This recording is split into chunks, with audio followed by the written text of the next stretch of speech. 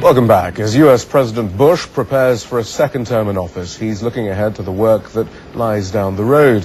Mr. Bush is promising to reach across party lines to get his agenda through Congress. But, as Dana Bash reports, that may prove more difficult than the president might expect. Here's the president's post-election goal. Americans are expecting a bipartisan effort and results. But here's his attitude about victory. I earned capital in the campaign, political capital, and now I intend to spend it. Can he reconcile the two? Usher in bipartisanship when Democrats oppose much of the agenda he feels entitled to. Take Social Security reform. The Bush campaign pledge to create private accounts for younger Americans now tops his legislative agenda. Many Democrats insist they won't let it happen. They're digging in. The president has proposed privatizing Social Security, which would cut the benefits that provide financial security for millions of seniors and the disabled. Privatizing part of Social Security could cost between $1 and $2 trillion over 10 years, and the president promises in 5 years to cut the $413 billion deficit in half. That means across-the-board spending cuts in programs, and Democrats as well as Republicans up in arms.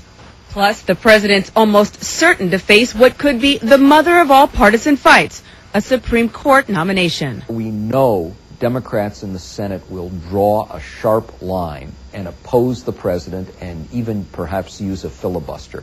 That's if the president picks a highly controversial, divisive, and ideological Supreme Court nominee.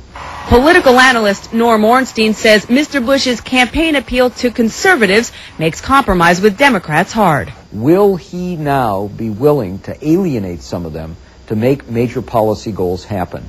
We don't have any sign that the reaching out is more than rhetoric at this point. But Bush allies insist he's learned from the partisanship that often bedeviled his first-term agenda.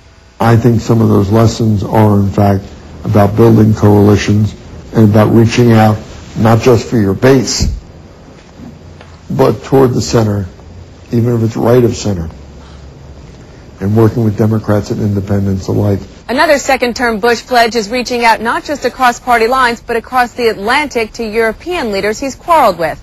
And the president's invited his top ally, British Prime Minister Tony Blair, to Washington this week to try to plot ways to rebuild bridges with others.